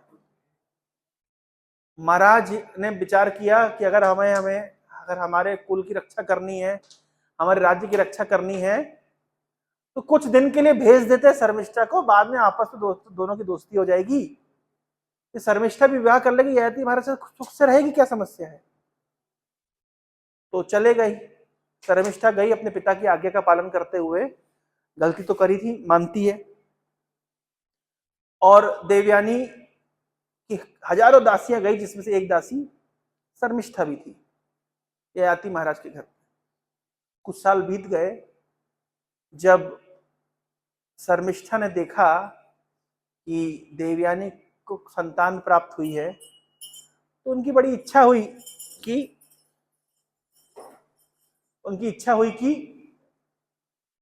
हमें भी संतान प्राप्त हो। तो उन्होंने ययाति से अप्रोच किया कि महाराज ययाति, कृपया करके आप हमें भी संतान प्रदान करें। क्षत्रिय का धर्म है कि अगर कोई कन्या आकर के संतान प्राप्त करना चाहती है और क्षत्रिय अगर सामर्थ्य रखता है तो उसे संतान प्रदान करनी चाहिए। ये धर्म है क्षत्रिय का, अगर सामर्थ्य रखता है तो। हिडिंबा आई थी भीम के पास संतान प्राप्ति के लिए, भीम ने मना कर दिया। तो हिडिंबा कंप्लेंट करने चले गए युधिष्ठिर महाराज को। बोले क्या भाई है आपका, इतना सामर्थ्यवान पुरुष है और मैं आई हूं उसके संतान प्राप्त करने, क्या है क्षत्रिय धर्म है इसका। तो युधिष्ठिर बहुत डांटे भीम को, बोले नहीं नहीं भीम, इस तरह नहीं कर सकते। अगर वो आई है और तुमसे संतान प्राप्त करना चाहती तो तुम्हें देना चाहिए, क्योंकि क्षत्रिय का धर्म है। तो भीम को देना पड़ा। उनका पुत्र कौन हुआ, घटोत्कच। उसी प्रकार से जब शर्मिष्ठा आई तो ययाति ने विचार किया कि ये धर्म के अनुसार तो ठीक होगा अगर मैं शर्मिष्ठा को संतान प्रदान करता हूं। तो उन्होंने शर्मिष्ठा की इच्छा की पूर्ति करी और शर्मिष्ठा को भी संतान प्राप्त हुई। कुछ साल के बाद कुछ कहीं पे पार्क में बैठे होंगे देवयानी और ययाति महाराज। कुछ बच्चे ययाति को देख करके दूर से बोलते हैं पापा पापा पापा। देवयानी कहती ये कौन है भाई, कौन पापा, किसके पापा। बोले हमारे पापा। तुम्हारे पापा, तुम्हारी माँ कौन है। हमारी माँ शर्मिष्ठा। अब तो भैया पोल खुल गई। जबकि क्षत्रियों में ये गलत नहीं है, लेकिन शर्त रखी थी देवयानी ने कि ययाति महाराज कभी भी शर्मिष्ठा को संतान प्रदान नहीं करेंगे। तो अब गुस्से में आ गई देवयानी। और जब स्त्रियां गुस्से में आती है तो क्या करती हैं, मैं मायके चली जाऊंगी तुम देखते रहियो। उठाया बोरिया बिस्तर और सीधे मायके। अब ययाति महाराज समझा रहे, देखो देवयानी ऐसी कोई बात नहीं, कोई बात नहीं सुनूंगी मैं, तुम जो समझ रही हो वैसा कुछ नहीं, कुछ नहीं सुनना मुझे। और गई बिल्कुल गुस्से में जाकर के और अपने पिताजी शुक्राचार्य को उन्होंने खूब कान भरे। अपने दामाद के प्रति बड़ा क्रोध आया शुक्राचार्य को, और क्रोधित होकर के शुक्राचार्य ने श्राप दे दिया महाराज ययाति को कि तुम क्या बन जाओ, तुम वृद्ध हो जाओ, तुम्हारी इंद्रियां शिथिल हो जाएं और तुम वृद्ध हो जाओ। तो ययाति, एक मूवी आई थी, उसका नाम था पा, देखिए आप लोगों ने, अमिताभ बच्चन की मूवी। उसमें क्या दिखाते हैं, उसमें जल्दी मतलब अर्ली एजिंग एक बीमारी होती है, लाखों करोड़ लोगों में किसी एक को होती है। ये बीमारी कहां से आई, कि शुक्राचार्य के श्राप से आई है। जवानी में ही बुढ़ापा आ जाता है। तो ययाति महाराज ने कहा शुक्राचार्य को, ससुर जी सुनिए मेरी बात ध्यान से, आदमी जब गुस्से में होता है ना, तो गुस्से में उसका दिमाग चकरा जाता है। आपका भी चकरा गया। और गुस्सा हम किसी के ऊपर करते हैं ना, अगर मैं हाथ में अंगार लेकर के आपके ऊपर डालूंगा, पहले अंगार किसको जलाएगा? अपने हाथ को जलाएगा। तो क्रोध में आदमी अपना नुकसान ज्यादा करता है, दूसरे का कम। मतलब बोले आपने मुझे श्राप दिया मैं वृद्ध हो जाऊं, इसमें ज्यादा नुकसान आपकी लड़की का है, मेरा कोई नुकसान नहीं है। मेरा जो है वो तो ठीक है, श्राप पाया मैंने, लेकिन आपकी लड़की का नुकसान है। भरी जवानी में आदमी बूढ़ा हो जाए। आजकल जितने डाइवोर्स केस हो रहे, बीमारी क्या है? यही तो बीमारी है। अगर आप स्टडी करिए तो बीमारी तो यही है ना कि भरी जवानी में आदमी बुढ़ापा आ जाता है, पत्नी को संतुष्ट नहीं कर पाता है, फलस्वरूप डाइवोर्स होते हैं। एकमात्र रीजन है डाइवोर्स का। तो तब जाकर के शुक्राचार्य को बुद्धि आई, बोले बात तो सही बोल रहे हो, नुकसान तो हमारी कन्या का हुआ है। तो अब ये आती, बोले फिर अल्टरनेट कुछ बताओ। ये ट्रेंड है ना कि भाई पहले श्राप देंगे फिर कुछ अल्टरनेट मांगेंगे। तो फिर शुक्राचार्य अल्टरनेट बताया, बोले देखो जो श्राप दे दिया वो तो जाएगा नहीं, अल्टरनेट बताते हैं। अल्टरनेट क्या है? बोले अगर तुम्हारे लड़कों में से कोई लड़का अपनी जवानी तुमको दे दे, तुम्हारा बुढ़ापा ले ले, तो ये एक्सचेंज ऑफर हो सकता है। आज भी वैज्ञानिक ऐसा रिसर्च कर रहे हैं कि बाप की जवानी लौटाने के लिए लड़के के हार्मोन कुछ निकाल करके इंजेक्ट कर देंगे तो बाप की जवानी लौट आएगी। ऐसा रिसर्च चल रहा है विदेशों में। ये जो एंटायर कॉन्सेप्ट है ये भागवत से आया है।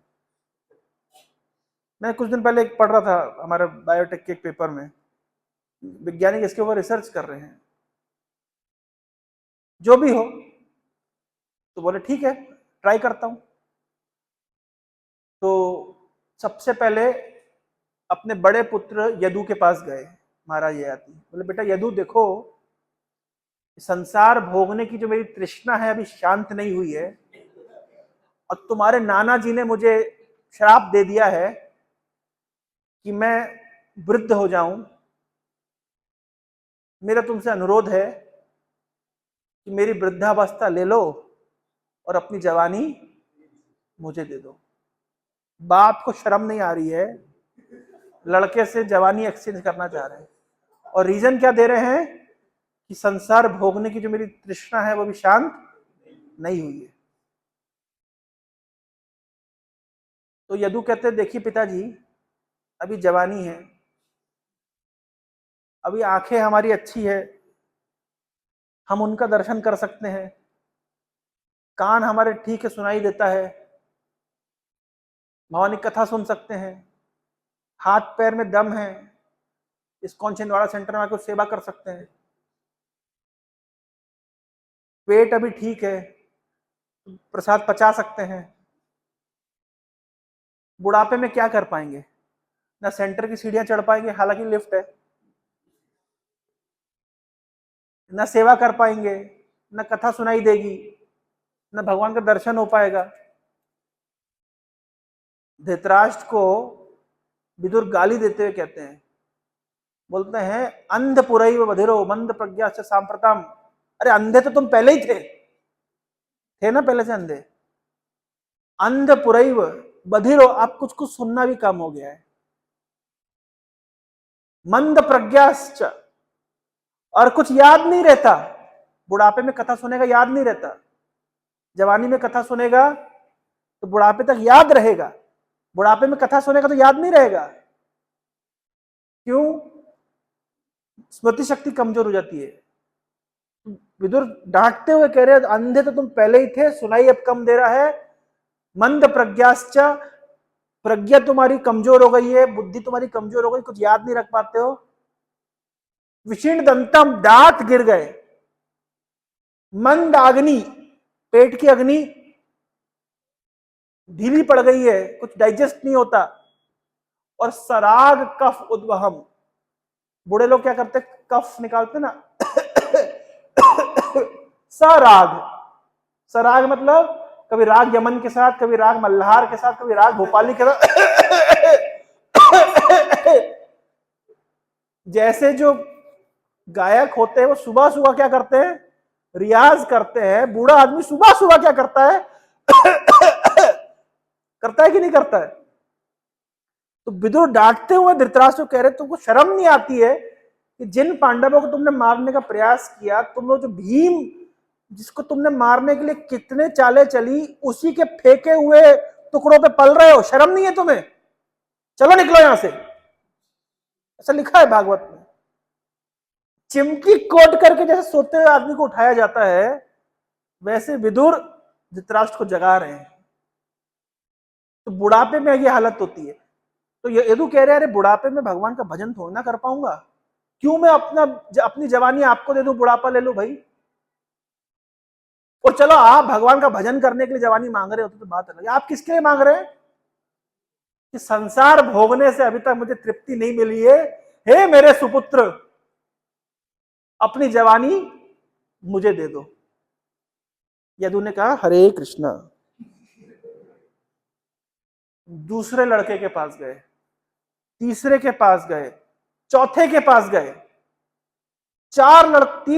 तीन पहले एक ने मना किया, इन तीनों के पास गए। बोले वाह पिताजी वाह, अपने जवानी के दिन तो खूब मजे किए आपने, और हमें मजे करने के दिन आए तो कह रहे हैं जवानी ले दे दो और बुढ़ापा ले लो। अपना ऑफर आप अपने पास ही रखिए। लास्ट में ययाति महाराज जाते हैं अपने लास्ट पुत्र के पास जिसका नाम है पुरु। पुरु कहते बेटा पुरु सुनो ध्यान से, तुम्हारे 4 बड़े भाई सबके सब नालायक हैं, इनने अपने बाप की बात नहीं मानी, लेकिन बेटा तुम मुझे मना मत करना। बेटा मेरा एकमात्र अनुरोध है कि संसार भोगने से अभी मेरे मन में आकांक्षा पूरी नहीं हुई, तृप्ति नहीं हुई है, मेरा बुढ़ापा ले ले, अपनी जवानी मुझे दे दे। पुरु कहते पिताजी बड़े दुख की बात है। कह रहे हैं कि पिताजी मैं बनना चाहता था फर्स्ट क्लास पुत्र, आपने मुझे बना दिया सेकंड क्लास पुत्र। बोले मतलब? बोले पिताजी फर्स्ट क्लास पुत्र वो होता है जो पिता के कहे बगैर, पिता की इच्छा समझ करके, पिता की आज्ञा का पालन कर ले, वो है फर्स्ट क्लास पुत्र। कोई है इतिहास में ऐसा फर्स्ट क्लास पुत्र कि पिता को कहना नहीं पड़ता, पिता की इच्छा समझ करके पिता की आज्ञा पूर्ति कर दे, वो है फर्स्ट क्लास पुत्र भीष्म। पिता को बोलना नहीं पड़ा कि भैया मुझे सत्यवती से प्यार हो गया है, खुद रिसर्च कर लिया देवव्रत ने, क्यों पिता हमारे खिन्न खिन्न रहते हैं, क्यों उदास रहते हैं। हालांकि पिता को रिसर्च करना चाहिए हमारा लड़का आजकल खिन्न खिन्न क्यों रहता है, कहां दिल दे आया है। यहां लड़का रिसर्च कर रहा है कि पिता हमारे क्यों खिन्न खिन्न रहते हैं और कहां दिल दे आए हैं। और पिता की आज्ञा का पालन, पिता को बोलना नहीं पड़ा, जाकर के भाई बाप जाता है लड़के का हाथ मांगने, लड़के के लिए कन्या का हाथ मांगने। यहां तो बिल्कुल ही उल्टा चल रहा है, लड़का जा रहा है बाप के लिए कन्या का हाथ मांगने। मत्स्य राज की को बात कर रहा है, बोलिए आपकी लड़की से हमारे पिता का बड़ा दिल लग गया है। तो मत्स्य राज कह रहे करा देते शादी, कोई समस्या नहीं। समस्या है, हमारी शर्त यह है कि हमारी कन्या से जो संतान उत्पन्न होगी वो राजा बनेगी। बोले हमें कोई आपत्ति नहीं है। बोले आपको आपत्ति नहीं समझ आता है, लेकिन फिर कल को आपकी संतान होगी, फिर वो क्लेम करेगी राज्य पे। क्या दूर का सोच रहे ना। तो भीष्म कहते हैं ना, देवव्रत कहते हैं हटाओ, मैं जिंदगी भर ब्रह्मचारी रहूंगा, काम ही खत्म, ना होगी संतान ना होगा झगड़ा। तो पिता को ये सब बोलना नहीं पड़ा, पिता की मन की इच्छा को समझ करके देवव्रत ने पिता की इच्छा की पूर्ति, इसको कहते हैं फर्स्ट क्लास पुत्र। तो दूसरे फर्स्ट क्लास पुत्र है भगवान रामचंद्र। पिता ने मुंह से नहीं बोला वन में जाओ, लेकिन पिता की मर्यादा की रक्षार्थ हेतु वन में चले गए। तो फर्स्ट क्लास पुत्र कौन होता है? जो पिता को बोलना ना पड़े और खुशी खुशी कर दे। सेकंड क्लास, पिता के कहने के बाद खुशी खुशी करे, इसको कहते हैं सेकंड क्लास पुत्र। थर्ड क्लास पुत्र होता है, कौन होता है? कहने के बाद करे, लेकिन अरे यार अब पिताजी ने कहा है करना पड़ेगा। जो पिता की बात को माने, लेकिन क्या सोच के माने? बोझ समझ करके माने, उसको कहते हैं थर्ड क्लास पुत्र। फिर फोर्थ क्लास क्या होता है? जो पिता की बात को कहने पर भी ना माने, शास्त्र कहते हैं वो पुत्र कहलाने के योग्य नहीं है। वो फोर्थ क्लास नहीं है, वो पुत्र ही नहीं है। बोले वो तो मूत्र के समान है। जो बाप की बात नहीं मानता वो क्या है? मूत्र के समान है। जिस स्थान से मूत्र आता है उसी स्थान से पुत्र आता है बायोलॉजिकली। तो जो बाप की बात ना माने वो क्या है? पुत्र है ही नहीं, फोर्थ क्लास की बात ही नहीं है। जो बाप की बात ना माने वो पुत्र ही नहीं है। तो पुरु कह रहे हैं कि पिताजी आपने मुझे क्या बना दिया? Second class. क्यों? क्योंकि मैं तो चाहता था कि आपकी इच्छा को समझ करके आपकी इच्छा की पूर्ति करूं बिना आपके कहे, लेकिन आपको कहना पड़ गया, इसलिए मैं खुशी खुशी करूंगा। तो मैं क्या कहलाया? सेकंड क्लास पुत्र। पुरु ने अपनी जवानी अपने पिता ययाति को दी और उनका बुढ़ापा लिया। बहुत साल तक ययाति महाराज ने देवयानी के साथ संसार का भोग किया। किसी ने बताया, एक कहानी सुनाई कि ययाति हमारे वंश में एक राजा अम्बरीश हुए थे, जो भगवान के महान भक्त थे, जिन्होंने सब कुछ भगवान की सेवा में लगा दिया। ययाति को बड़ी शर्म लगी।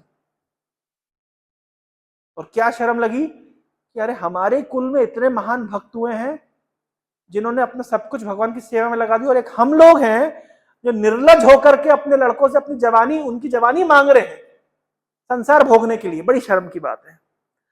उन्होंने बुलाया एक दिन देवयानी को, कहा कि देवयानी, एक बकरा था, जंगल में जा रहा था, एक बकरी को उसने कुएं में गिरा हुआ देखा, बकरे का बकरी पे मन आ गया, फिर बकरा बकरी ने मिलकर संसार किया, बहुत समय तक संसार भोगा, लेकिन संसार में कुछ नहीं मिला। तो देवयानी कहती, बड़ी अच्छी कहानी सुना आपने बकरा बकरी की। बोले बकरा बकरी कहानी नहीं है, ये हमारी और तुम्हारी कहानी है। बोले ओ, अब समझ आया। बोले हमने अपनी जिंदगी बर्बाद कर दी संसार भोगने में, फिर भी संतुष्टि नहीं हुई है। एक काम करते हैं, वापस से जवानी अपने पुत्र पुरु को वापस कर देते। क्या सिस्टम रहा होगा उसमें मत जाइए, सिद्धांत को समझिए। ये अपनी जवानी हम पुरु को वापस कर देते हैं और पुरु को राजा बना देते हैं। पुरु है सबसे छोटा लड़का, वो बना राजा। और सबसे बड़ा लड़का कौन था? यदु। यदु राजा नहीं बना। क्यों यदु राजा नहीं बना? अरे बाप की बात नहीं मानेगा, बाप राजा क्यों बनाएगा? इसलिए पुरु के जो वंशज थे वो हमेशा से राजा रहे, और यदु के जो वंशज थे वो हमेशा से राजा के सबॉर्डिनेट रहे। पुरु के वंशज में आए आगे चल के युधिष्ठिर महाराज, और यदु के वंशज में आए भगवान कृष्ण। भगवान कृष्ण हमेशा युधिष्ठिर क्या रहे? सबॉर्डिनेट रहे। क्यों? इतिहास कहां पे है कि सबसे लड़का छोटा था पुरु, लेकिन बाप की बात मानी ना, बाप ने राज्य किसको दिया? पुरु को दिया, यदु को नहीं दिया। लेकिन अब मेरे से आप एक प्रश्न है, अगर यदु इतने बुरे व्यक्ति थे, बाप की बात नहीं मानी, तो भगवान कृष्ण यदु के वंश में क्यों आए? क्यों यदु को धर्मात्मा कहा जाता है? यदु कौन सी कैटेगरी के पुत्र हैं? First class, second class, third class, fourth class? अगर बाप की बात नहीं मानी, कौन सी कैटेगरी कहलाएगी? अगर फोर्थ क्लास कैटेगरी, तो धर्मात्मा क्यों कहते हैं? क्यों भगवान कृष्ण फोर्थ क्लास व्यक्ति के घर में जन्म लिए? क्यों उनके कुल में जन्म ले रहे हैं? फोर्थ क्लास नहीं है, यदु है परम धर्मात्मा। क्योंकि उन्होंने अपने बाप की बात को इसलिए नहीं काटा, जैसे कि दूसरे लड़के ने, तीसरे लड़के ने और चौथे लड़के ने अपने बाप की बात को काटा। क्यों काटा? संसार भोगने के लिए काटा। लेकिन यदु ने संसार भोगने के लिए अपने पिता की बात को नहीं काटा, भगवान की सेवार्थ अपने पिता की बात को नहीं माना।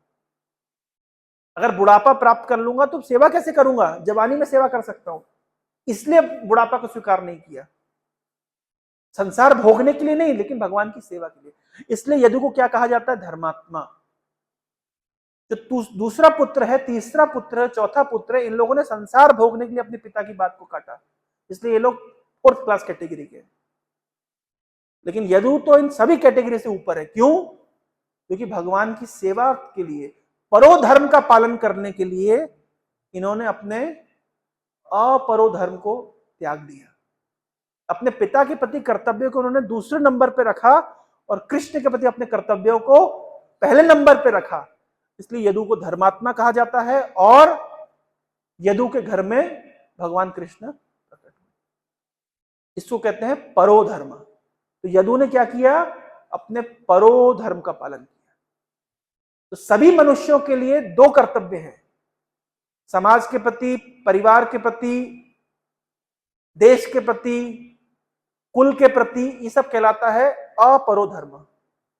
लेकिन भगवान कृष्ण के प्रति हमारे कर्तव्य कहलाते हैं परोधर्म। तो व्यक्ति को चाहिए कि अपने परोधर्म का ठीक ठीक निर्वहन करे। अगर कोई व्यक्ति अपने परोधर्म का निर्वहन नहीं करता और बहुत अच्छे से अगर अपने अपरोधर्म का निर्वहन करता भी है तो कोई लाभ नहीं। लेकिन अपरोधर्म का निर्वहन ठीक ठीक कर रहा है, काम चलाऊ कर रहा है, लेकिन परोधर्म का निर्वहन करता है तो वो भगवान का बहुत अति प्रिय है और अपने वास्तविक धर्म का वो निर्वहन कर रहा है। जब भगवान गीता में कह रहे हैं सर्वधर्मान परित्यज्य, जिसका अर्थ क्या है? अपने सारे अपरो धर्म का त्याग करो और परो धर्म, मेरी भक्ति स्वीकार करो, मेरी शरण स्वीकार करो। इसको कहते हैं परो धर्म। हरे कृष्णा कृष्णा कृष्णा हरे हरे, हरे राम राम राम हरे हरे। अब खड़े हो गए थे, मैं समझ गया था खत्म करना है, वैसे भी खत्म कर रहा था। वेल, हरे कृष्णा। 2 घंटे में मूड बनता है, तो शुरू हुई थी कथा। तो अगर